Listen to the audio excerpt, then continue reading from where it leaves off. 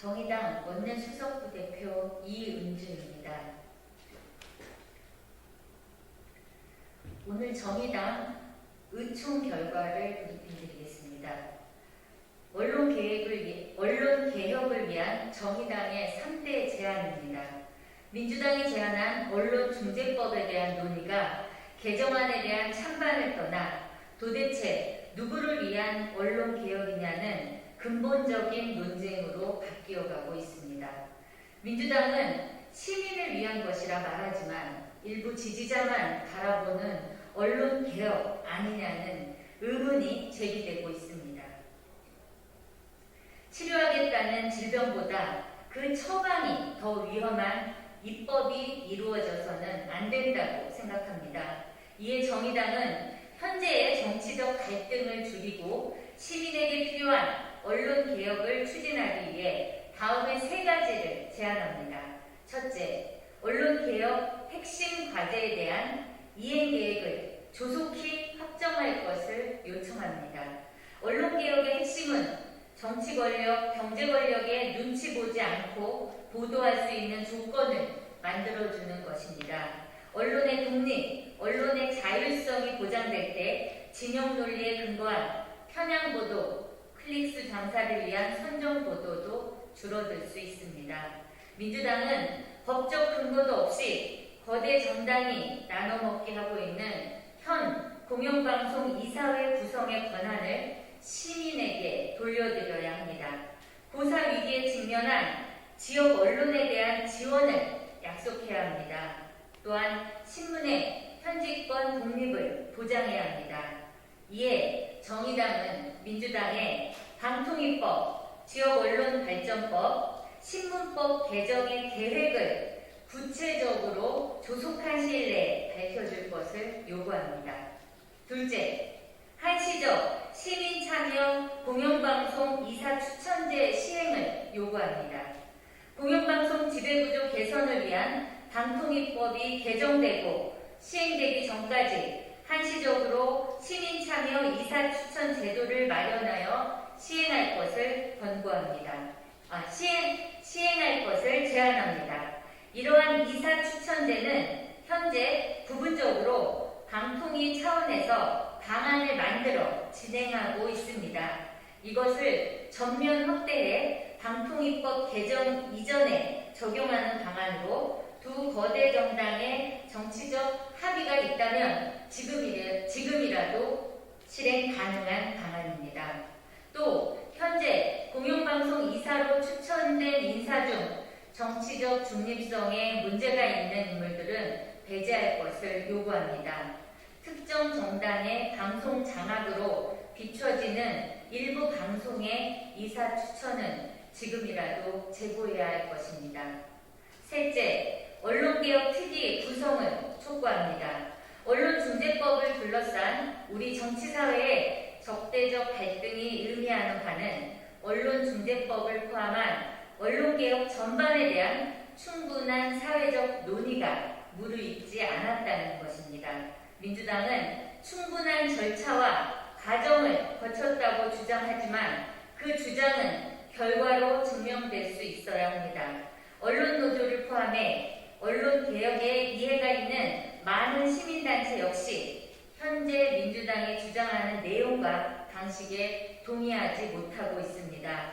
민주당은 지금이라도 언론중재법 강행 처리를 중단하고 연내 전반적인 제도 개혁을 목표로 국회 언론개혁 특위를 구성해 시민공청회를 비롯 언론개혁에 대한 진지한 논의를 진행할 것을 제안합니다. 이를 토대로 연내 수기된 입법을 추진하는 것이 더 합리적이라고 생각합니다. 다음, 군 성추행 피해자 사망 사건에 대한 국정조사 및 특검을 촉구합니다. 지난 주말 해군 성추행 피해자의 장례식이 있었습니다. 다시 한번 고인의 명복을 빌며 유가족들께도 위로의 말씀을 전합니다. 1년에 군내 여성인권 문제의 최종 책임자인 서우 국방부 장관을 경질해야 한다는 정의당의 입장은 이미 수차례 나간 바 있습니다.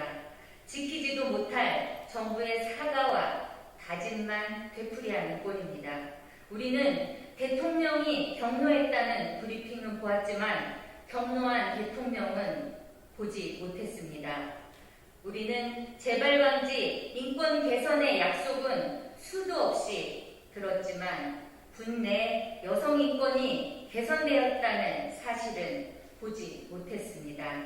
하인리 법칙 그대로 유명을 달리한 젊은 장교, 부사관, 사병의 뒤에는 수많은 젊은 군인들이 숨죽여 고통받고 있습니다. 국회가 이번에도 두 손 놓은 채 아무것도 하지 않는다면 시민은 이런 국회를 직무유기라 말할 것입니다.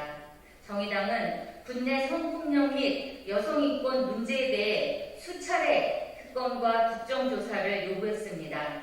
여당이 차일피일 미루던 사이 또 한 명의 여성 부사관이 안타까운 목숨을 잃었습니다. 이젠 집권당 지도부에서도 드디어 군 성비 문제에 대한 총체적인 국정조사가 있어야 한다는 목소리가 나왔습니다. 늦었지만 다행입니다.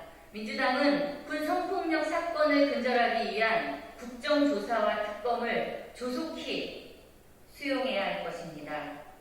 국회의 입법권과 국회의 민주적 운영을 훼손시킨 국회법 개정안 통과에 대해서 규탄의 말씀드리겠습니다.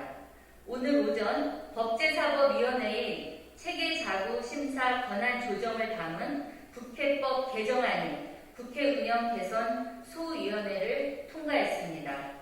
그간 법사위는 체계자구 심사 기능을 남용해 국회 입법과정 전체를 좌우하며 상원 노릇을 해왔습니다. 이를 폐지해 국회를 개혁하라는 것은 국민적 요구이자 더는 미룰 수 없는 시대적 소명이었습니다. 그러나 오늘 법안 심사 및 통과 과정에는 국민의 요구는 없고 오로지 1당과 2당의 요구만 존재할 뿐이었습니다.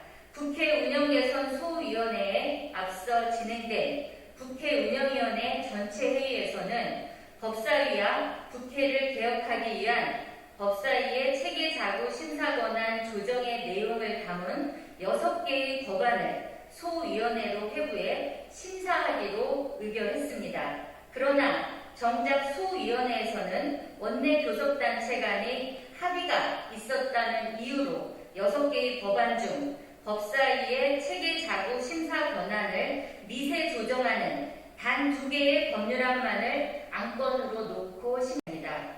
동일 취지의 개정 법률안이 회부되어 있는데도 양당끼리 합의해 취사 선택한 법안만을 심사한다면 개별 국회의원이 법안을 발의하는 이유가 대체 무엇입니까?